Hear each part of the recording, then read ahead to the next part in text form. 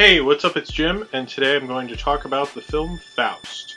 Today is day 3 of my Halloween week of videos leading up to Halloween. Faust is a 1926 film directed by F.W. Murnau. It's based on German legend, the German legend of Faust. If you've ever heard the term a Faustian bargain, this is where that comes from. A demon named Mephisto, basically the devil. He has a bet with an archangel that he can corrupt a righteous man and turn him evil. And the archangel says that if he can turn this righteous man evil, then he can have control of the earth. The archangel is very confident in the fact that Mephisto will fail. He tries to convert this man, Faust. He's an older gentleman. He is very knowledgeable. The whole town looks for him for wisdom. And although he is a very righteous man, he believes in God, he preaches, he's semi-greedy, he would like to be rich. What Mephisto does is he gives the town that Faust lives in, he spreads the plague in this beautiful shot where you see him lurking over the entire town with this big black cape. It's like a beautiful, surreal kind of Murnau silent film. Amazing shot. And this black fog goes over the town and he spreads the plague. And Faust is trying to save these people, but he can't. They keep dying. Half of the town dies like within a couple of days. It's pretty dramatic. All these people die, and he's really not having a lot of faith in God at this point, because all these people are dying. And so he calls on the devil, Mephisto, because he figures that maybe he can use the devil's powers to save these people. And he basically signs a one-day trial to use the devil's power and have Mephisto do whatever he wanted. It's a one-day trial, kind of like Netflix, but a little less evil. And he does save these people. He saves a couple people. He helps save them, free them of the plague. The devil gives him power as well, and the power that the devil gives him helps clear people up of the plague. But then they start to realize when someone has a cross and he won't touch the cross that he is an agent of Satan, and so they try to stone him. But then Mephisto gets him out of there and actually decides to make him younger, give him kind of the gift of youth. And when he gives him the gift of youth, he takes him to this place where this woman's having her bridal party, and in a very, almost like the Disney's Aladdin, and I'm wondering if that was influenced by this.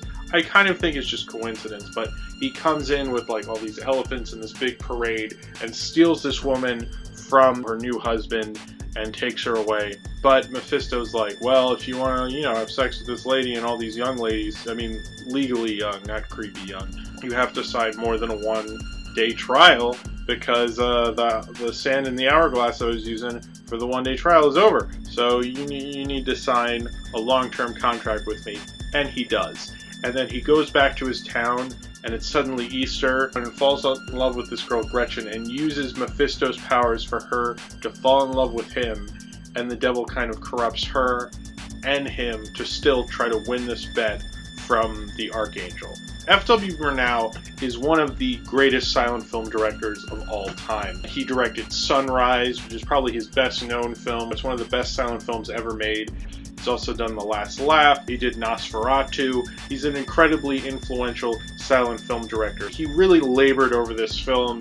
It cost $2 million at the time, which adjusted for inflation, I believe, is a lot of money. He spent way too much. He'd spend a whole day on a scene. People didn't do that in the silent era, but he had a huge attention to detail. You can tell that because a lot of the special effects, this is a film from 1926, made in Germany. You really wouldn't expect the special effects to hold up as well as they do, and there are very few that seem kind of junky and very old style. A lot of them work very well, and once you're in the world of Faust and that Murnau has created for you, I'm not really doubting a lot of these effects. I'm not really going, oh, that looks fake. I really believe it. I believe in this world that Murnau has created for me. The way he bathes everything in shadow is just beautiful, like the darkness in this film. He would apparently tell his cinematographer he can see too much. This was a huge production for the German film industry. It was the biggest production at the time until a year later, when Fritz Lang made Metropolis, and that obviously blew this out of the water in terms of the money they spent on that thing. It wasn't initially a commercial success, but it's lived on and it has a great life, mostly because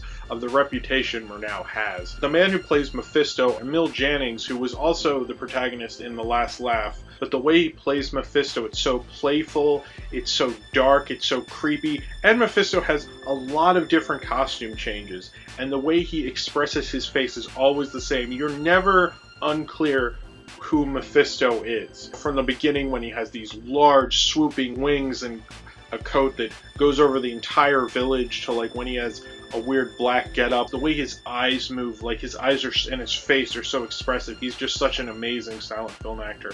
But you know, they say the eyes are a window into the soul, and you know, the way he moved his eyes, you could tell like his soul was totally black and evil. You know, his expressions just completely showed you how evil and spooky and scary Mephisto was, and how he could screw you over in an instant. Mephisto knew he was going to get the upper hand and get Faust on his side and take over the world, because Mephisto thinks man is evil, and this is to show that man is corruptible. This film and this story is kind of promoting the idea of religion and the goodness in man. And silent film didn't deal with kind of gray areas. They were very, you know, black and white. It's very good and evil. It's very straightforward, because it was easier for anyone to understand a certain story. And I think this film certainly has that at its core, because it's a good and evil story. And it's supposed to show Mephisto is evil. He wants man to come over to his side. But the Archangel is basically saying man is good. I think this film has an interesting development with Mephisto and how he sees man and how he wants that narrative to work for him. Most directors fall within the cliches of the time period that they are working in and use them as they're supposed to. And I think Murnau, in this and in Sunrise and in so many others, silent film really like to torture its protagonists. They really like to have people go through the ringer. Most silent film, you know, you have your protagonists, you know, they'll fall in love at the beginning of the film, and then the rest of the film they're separated, and like the absolute worst things in the world would happen to them. And that does happen to Gretchen, but he uses that to the film's advantage. It's not just there because he's trying to fulfill something with the audience. Murnau is doing more with that. He's using it to tell his story. Murnau has a point he's reaching by using that plot device. I don't think Murnau, even if he was around today, would believe in 3 acts. I think he would mess with the 3 acts, and he was able to mess with story structure so successfully that I'm always impressed when I see his movies, because when you really think about it, you're like, did he just like have a second act that went on too long? Did the film really like rise and fall really early, and then he brought it back up again? He knew exactly how to tell his story. He didn't think of a structure. He thought of a story, and he was an amazing storyteller. He did change the Faust legend apparently a little bit, and people had a problem with it at the time, but I think he tells it very well. The amount of time and energy he spent on it is definitely on the screen. Getting a really controlled director, the kind of director you're used to now, like a master filmmaker,